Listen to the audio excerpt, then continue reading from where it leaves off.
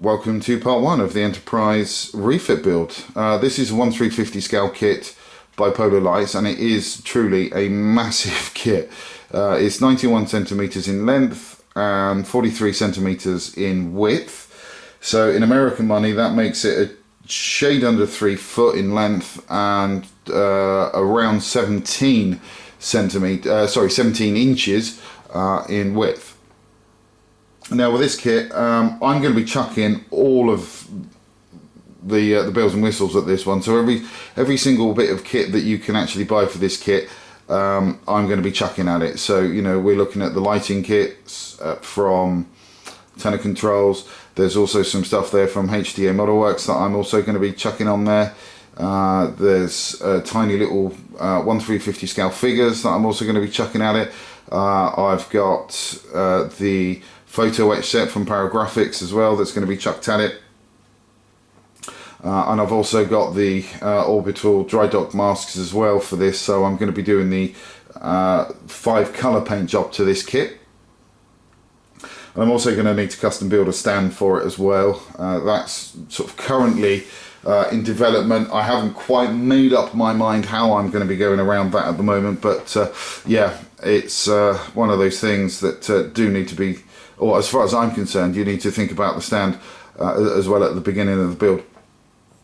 Now, I'm not going to do an out-of-the-box review on this kit. The reason being is because there are a number of out-of-the-box out-of-the-box reviews for this particular kit. Plus the fact, the other reason I don't want to do it is because I could just be sitting here all day long talking about all of the parts on this kit, because there are a high number of parts for this kit.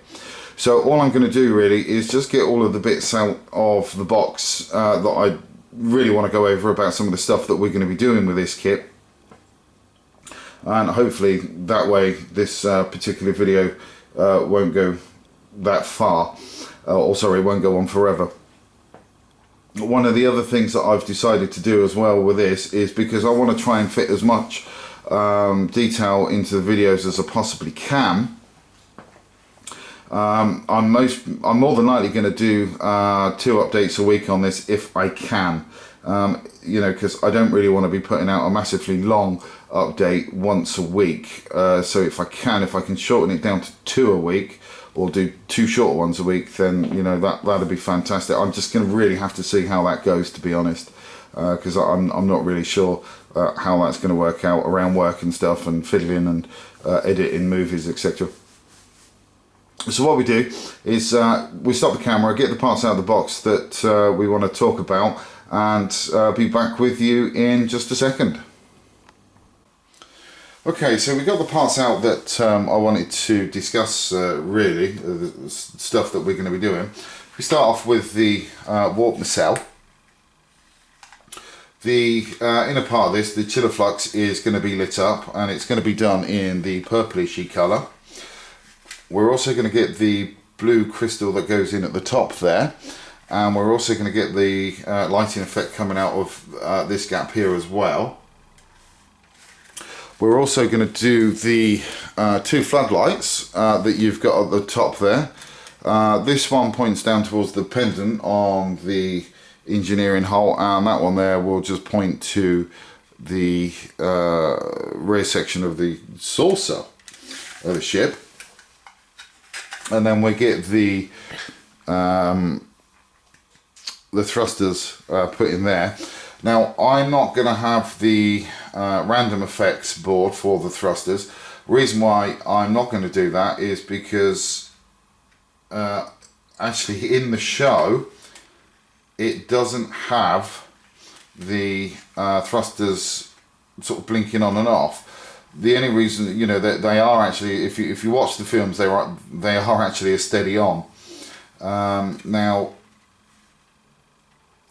the only reason why you might see the odd one flicking on and off is because the bulbs actually do, in those tend to blow out. They were using the wheat of grain bulbs in those, and they're notorious for giving out. So that's most probably why, if anybody did see a bulb not working, that would be it, not because they were coming on or off randomly.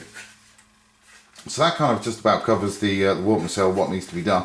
Obviously with this particular kit as well, there is a fair amount of cleanup that needs to be done. I'm not sure whether you're actually going to see that, but around the edge of the seam you can actually see the surface is a little bit bobbly, so that's going to need a real good clean down even before I put this together.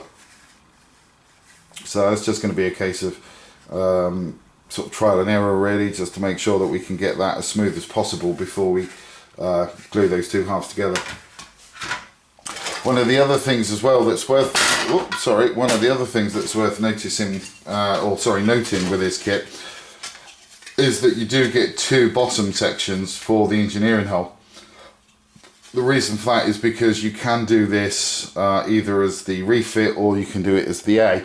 Now the way to tell these two apart is the bottom of the refit is completely smooth and the A does have those little grid lines on the bottom.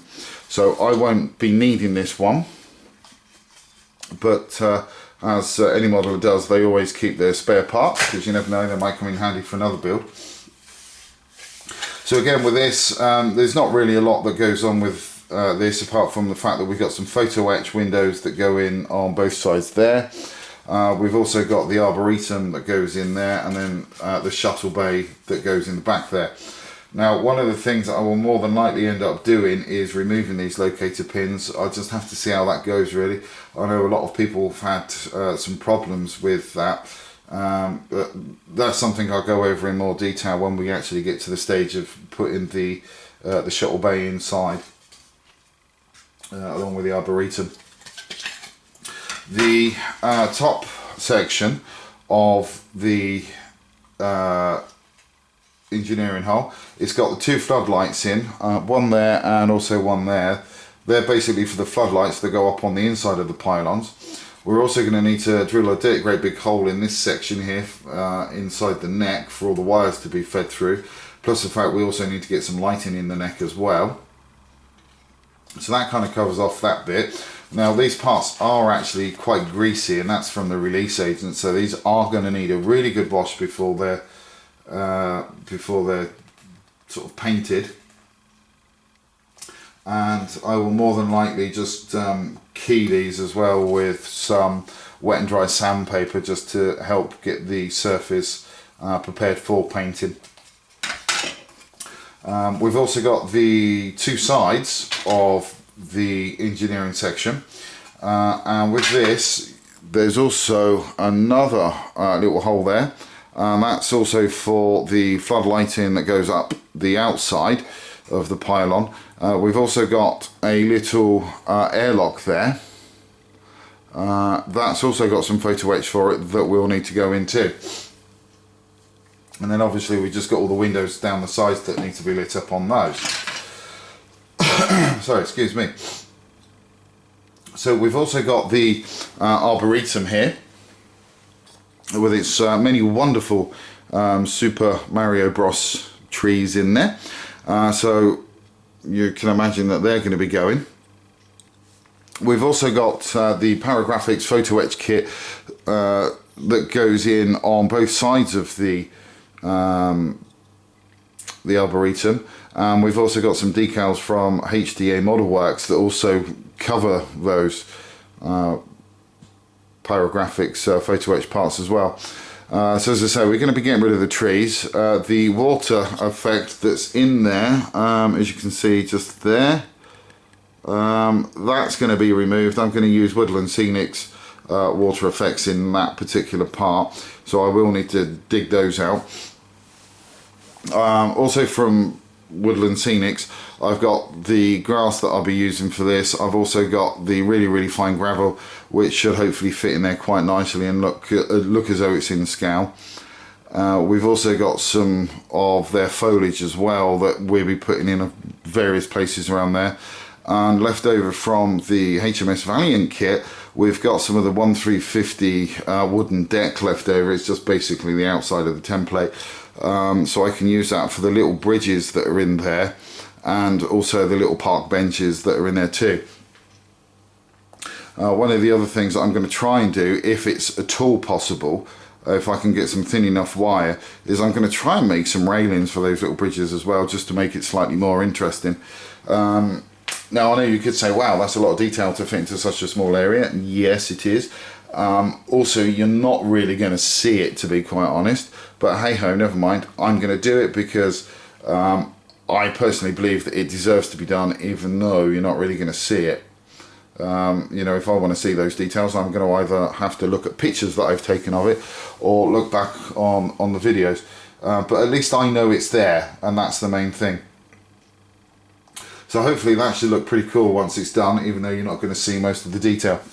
The other thing that we're going to be doing as well is the little VIP lounge that's in there. Now there are some Super Mario Bros trees in there that need to be cut out, so they're gone. They'll be gone. I'm also thinking about using the wooden decking in there as well if I can. One of the other things that I'm going to also be doing as well is the fact that you can see 2 TV screens in there. But once it's in the kit, you're going to be viewing it at that kind of angle. So you're not going to see this screen here. So what I'm kind of thinking of doing is actually knocking that wall back down a bit more to see if we can actually get a view of that screen. I've also got some 1/350 scale figures that's going to go in this kit as well. Now I know a lot of people do them actually in the classic uniforms. I'm going to try and do them in the motion picture uniforms. Hopefully they should stand out. If they don't stand out that well, then what I'll do is I'll just do what everybody else does and do them in the classic uniforms.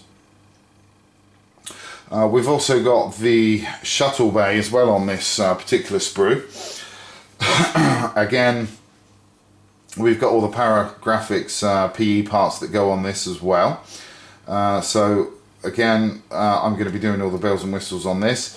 We've also got the aftermarket decals from HDA Model Works for this, and we've also got their masking template as well to get the yellow grid line in there. With the board that I'll be getting from Tenor Controls, you do have the flashing strobes that go up the inside of the kit there. Now one of the other things as well is because I've actually got 2 of these kits, and as I say, one of those is going to be done in the A, I won't need the second shuttle bay from that kit. So what I'm going to do is I'm going to build half of one, so it's going to be sort of like a cross section really of the actual shuttle bay. So you know, you have the whole of the bottom section, but you're only going to have the back wall, the side wall there, and then the top, so you can actually see inside the shuttle bay itself. The second one I'm going to build up exactly the same as the first one. Whether I'm going to get lights in there or not, I'm really not sure, to be quite honest. I just have to see about the logistics of that, see how difficult that's actually going to be to achieve. But the main reason that I want to do that is because you have such amount of detail that goes into the shuttle bay itself. I mean, it is almost like doing a kit on its own. That once this is actually in the kit, you've lost absolutely everything from sort of like that point there down to there.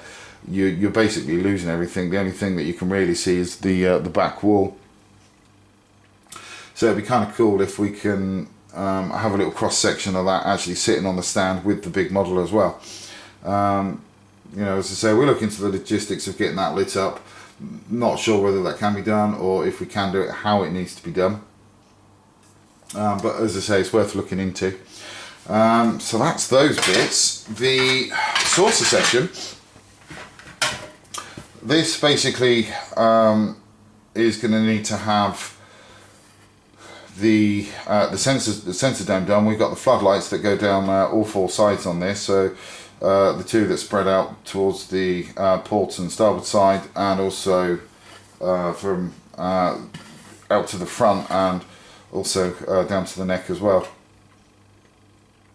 We're also going to be putting all of the thrusters in this, and the anti-collision lights, and the navigation lights as well. Sorry, I almost forgot what they were then. I'm going to see about removing the phasers that are on those and actually replacing those with ball bearings. We're also going to be doing the 5 colour paint job on this, so we will be using the iridescent colours, and we will also be using the masking set as well from Orbital Dry Docks. So hopefully that should look quite good when it's done. The top section, again, that's going to have all of the lighting done to it. So we're also going to have the crystal there that will be ramping up and down. Obviously we have the photo etch that goes in here for the VIP lounge. We're also going to be raising the bridge up by a couple of mil, and also bringing it forward a couple of mil as well. Obviously going to need to drill a dirty great big hole in the base here.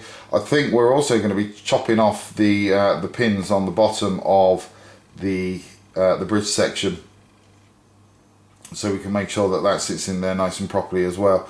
And as I say, just drill a dirty great big hole in that as well for all of the wires and whatnot to come through. One of the things that I will be doing as well is, obviously apart from washing this kit because it is really greasy, I'm going to be sanding the whole thing down with some fine wet and dry, just basically to key the surface more than anything else. And I will be using adhesion promoter on this before I put down the primer. So that's about it really. That's most of the stuff that I'm going to be doing to this kit. As I say, what I'll do is when all the parts come in, I will sort of go through those bit by bit, so at least you've got a good idea of what we're using. I do apologise to any people out there who are watching this video, or you know, who will be watching the updates, who know exactly what I'm talking about. But you know, this is kind of more aimed at people that maybe want to get into doing this kit, that maybe don't really know what kind of stuff's out there that they could use to actually get a really good job done to this particular kit. So I'm going to leave that video there, and I shall see you in part 2, where, like most people, I'm going to be working on the Arboretum and the Officers Lounge, or the VIP Lounge, and also the Shuttle Bay. So they're the first bits that I want to do, break myself in nice and gently. Haven't got a time limit to this kit, it's just going to be done when it gets done. So I'm expecting this kit to go sort of 6 months plus. One of the other things is I'm not sure after this video whether I am going to be doing one update a week around the sort of like half-hour mark, or whether I'm going to be doing 2 updates a week around the sort of 15 to 20 minute mark. Because what I want to do with this kit is just basically go over as much detail as I possibly can for you guys. So, you know, when and if you decide to build your own model, at least you'll kind of have a good idea as to where you need to be really. So I'm going to leave it there, and I will see you in part 2, where I will be making a start on all of the internal stuff. Until then, thanks for watching, and please do take care.